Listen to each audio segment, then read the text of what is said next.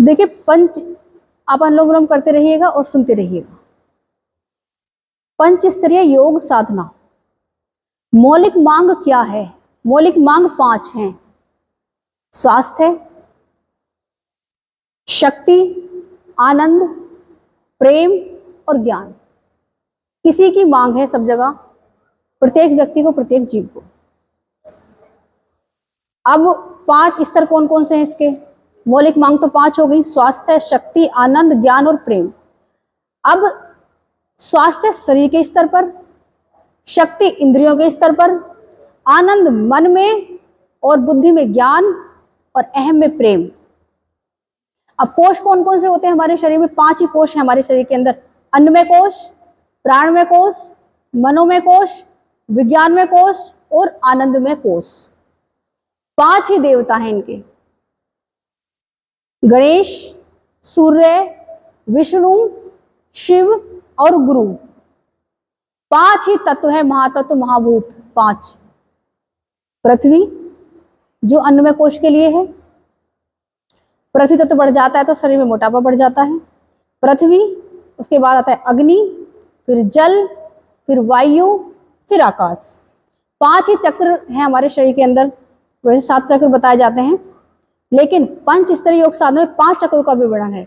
मूलाधार चक्र, मणिपुर, अनाहत, आज्ञा और सहस्रार चक्र। 5 बार और कर लीजिए अनुलोम विलोम। 5 ही विकार शरीर के अंदर हैं। मल कहां पर इकट्ठा होता है? विकार शरीर के अंदर, जो स्वास्थ्य को ढक देता है। इंद्रियों के अंदर इकट्ठा होता है अम्ल, जो हमारी शक्ति को ढक देता है। और मन के अंदर आसक्तियां जब आ जाती हैं, गलत इच्छाएं आ जाती हैं, तब वो हमारे मन के आनंद को ढक लेता है। और बुद्धि के अंदर जब अहंकार उपस्थित हो जाता है तो हमारे ज्ञान को ढक लेता है। और अहम के अंदर हमारे अंदर जब मिथ्या अपनत्व उत्पन्न हो जाता है दूसरों के प्रति, दूसरों से या अपने प्रति, तो प्रेम को ढक लेता है। तो ये 5 विकार हो गए, मल, अम्ल, आसक्ति, अहंकार और मिथ्या अपनत्व। 5 ही क्लेश हैं हमारे। रोग का शरीर के स्तर पर होता है, शरीर में होता है रोग। थकावट इंद्रियों में होती है, चिंता मन में होती है, भय बुद्धि में होता है और वियोग अहम में होता है हमारे। तो कौन कौन से 5 क्लेश हो गए? रोग, थकावट, चिंता, भय और वियोग। अब हम क्या समझते हैं? धारणाएं क्या बना रखी है, भ्रांति क्या है जीवन में? कि औषधियों से स्वास्थ्य प्राप्त करना चाहते हैं, भोजन से शक्ति प्राप्त करना चाहते हैं, धन से सुख की आशा लगाते हैं, पुस्तकों से ज्ञान की आशा रखते हैं, संबंधियों से मदद की आशा रखते हैं। यही भ्रांति है। अब भ्रांति के कारण क्या क्या है? औषधियों से रोग दब जाता है, इसलिए भ्रांति पैदा होती है कि औषधियों से स्वास्थ्य प्राप्त किया जा सकता है। भोजन से अम्ल दब जाता है और धन से वस्तु की प्राप्ति हो जाती है।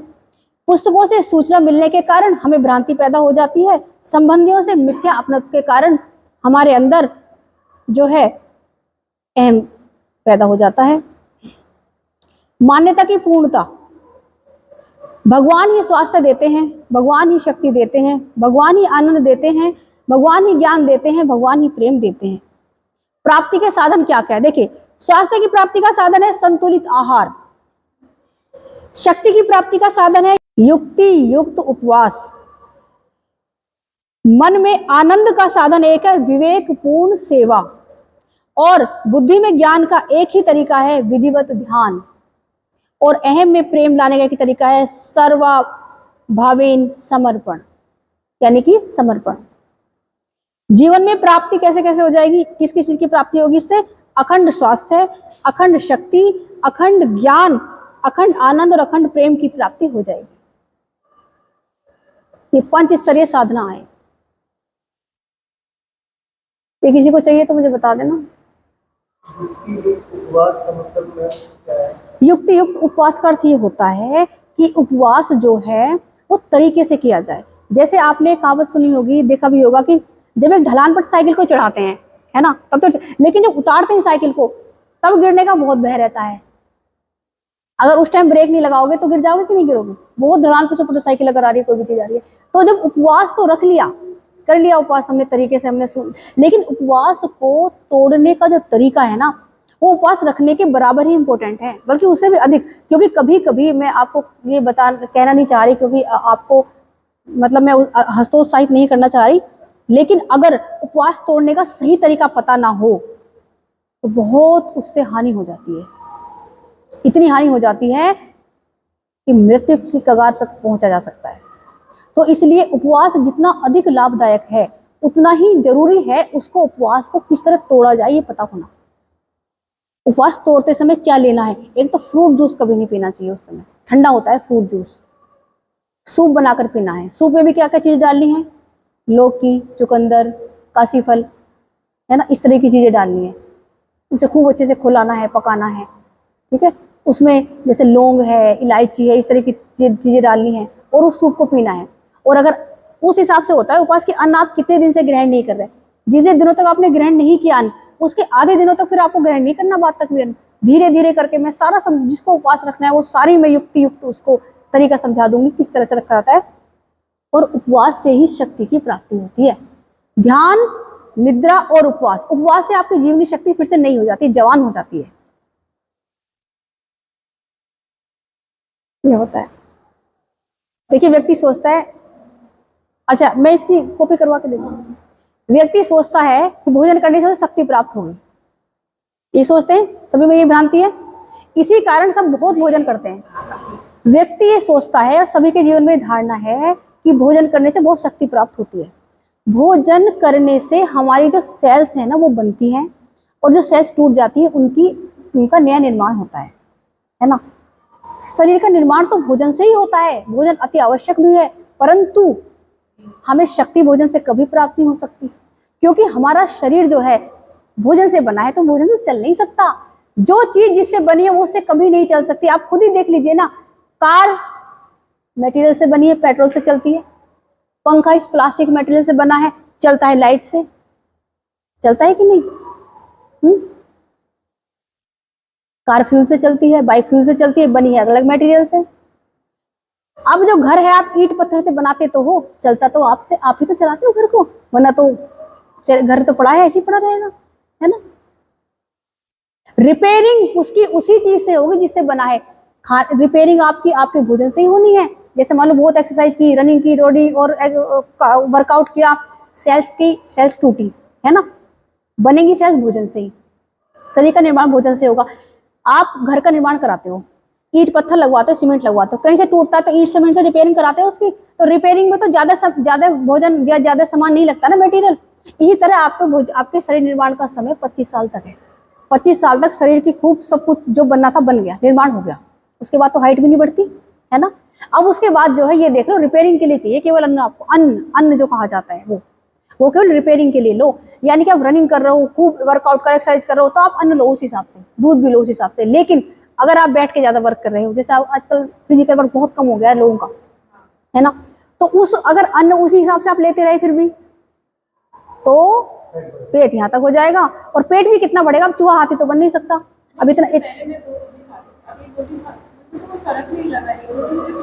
बिल्कुल, आपने एक रोटी कम कर दी, अब देखो कितना अच्छा फील हो रहा है। वही तो,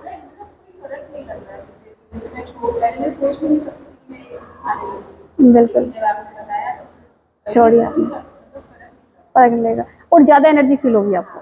देखिए 25 साल के बाद जो है भोजन उतना ही करना चाहिए जितना हमें जरूरत है। जितना हमें लगता है कि आज हमने बहुत सारा काम किया, बहुत फिजिकल किया, तो हम उस हिसाब से अन्न ले लें। और आपको लग रहा है कि आज तो फिजिकल बिल्कुल ही नहीं किया, तो बहुत ही कम अन्न की मात्रा लेनी है, वरना तो शरीर में रोग उत्पन्न होने शुरू है। क्योंकि अन्न बहुत ज्यादा पावरफुल है। वेदों में लिखा है कि अन्न मनुष्य को बनाता है, लेकिन मनुष्य को खा भी नहीं जाता है। आप चारों तरफ देख रहे हो, अन्न अन्न अन्न, सुबह से शाम तक डाइट चार्ट में ये खा ले, वो खा ले, ये खा ले, ब्रंच भी शुरू कर दिया, ब्रेकफास्ट शुरू कर दिया, लंच, डिनर, फिर रात को सोने से पहले भी क्या लें। कितना खाओगे? खा खा के तो ये हालत हो गई है।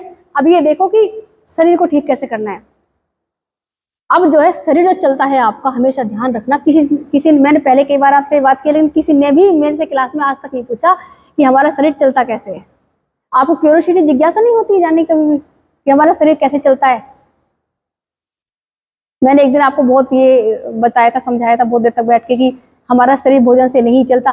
अब आपको जो है 2 दिन तक आपकी पसंद का खूब भोजन दिया जाए, और आपको सोने ना दिया जाए, आपको स्लीप ना करने दे, निद्रा में न जाने दे, और तीसरे दिन आप क्या मांगोगे हमसे? नींद या भोजन? नींद मांगोगे ना, है?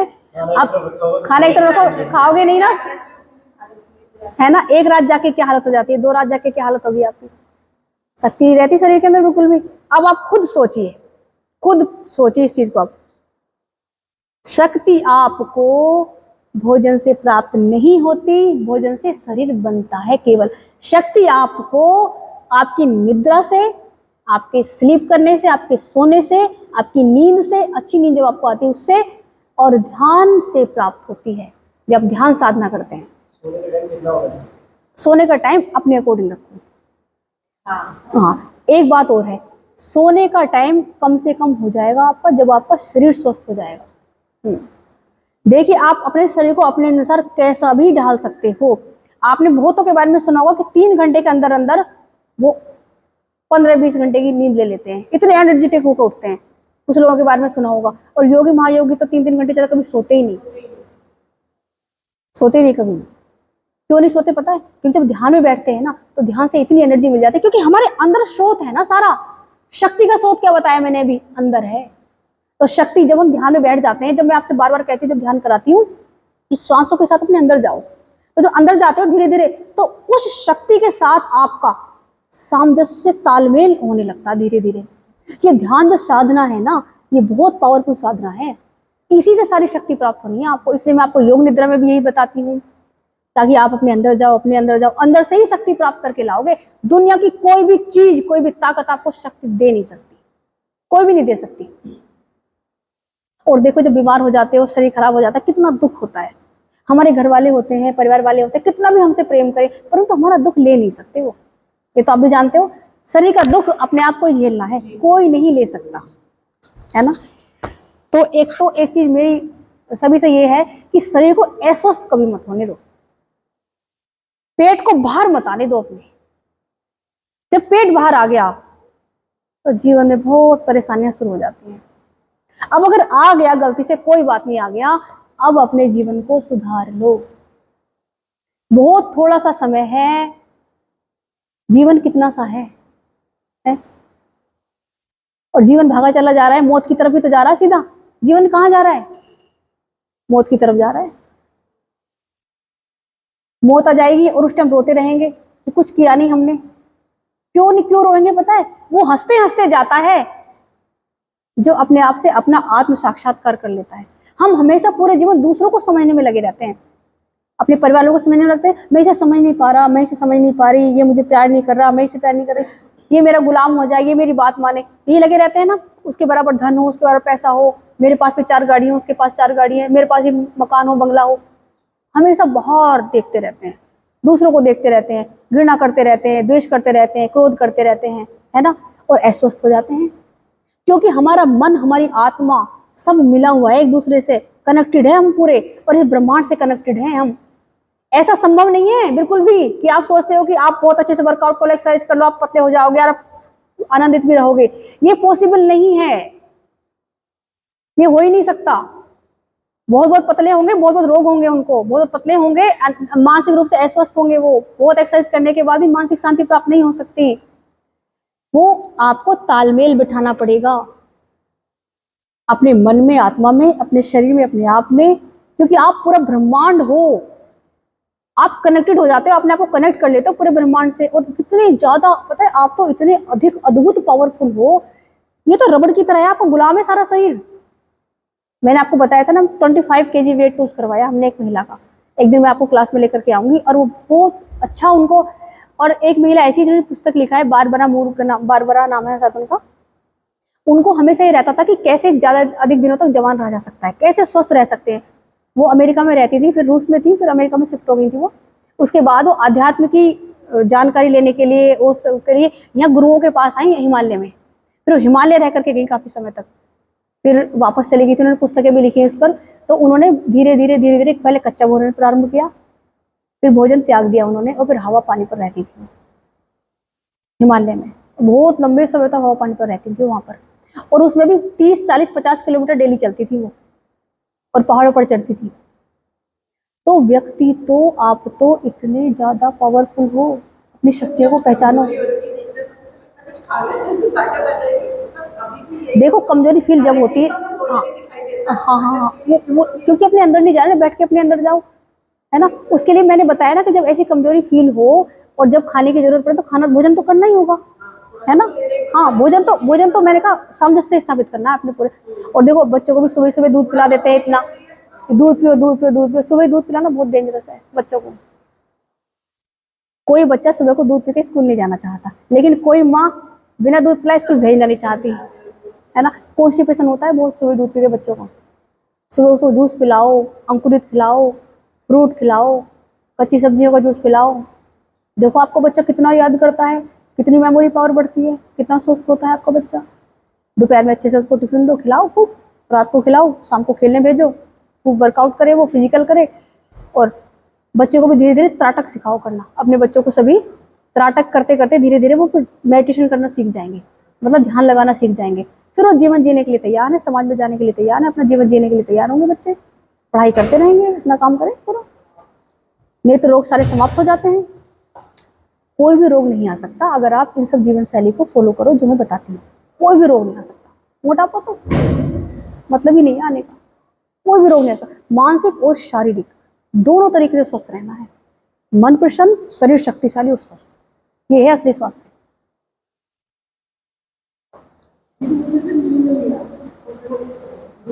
देखो जब शरीर के अंदर मल जमा है तो वो आपको सोने कैसे देगा। एक तो जब रोग हो जाए हमेशा ध्यान रखो, खाना पीना ना के बराबर कर दो, उपवास शुरू कर दो, खाना पीना छोड़ के बस कच्चा भोजन शुरू कर दो। उससे क्या होगा कि आपकी जीवनी शक्ति होती है ना, जो आपको शक्ति देती है, वो आपके रोगों को समाप्त करने में लग जाएगी। ये शुरू कर दो और खुद करके देखो एक दो बार, तभी तो आपको जीवन में पता चलेगा इन चीजों।